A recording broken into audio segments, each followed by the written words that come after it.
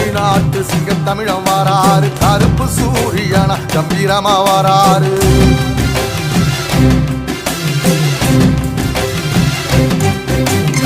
ஏழ சனங்களுக்கு பங்காளியா வாராரு, வாரி கொடுப்பதிலே வரலாற வாராரு.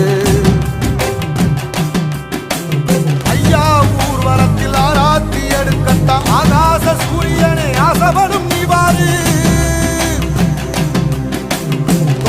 சொன்ன சொல்லில் சத்தியம் அணிப்பாரு, நின்னையட நிச்சயமா ஜெயிப்பாரு. சமுத்திரமே எங்க வீதியில கை வீசி வாரத புத்தவசி ஐயா வாராரு.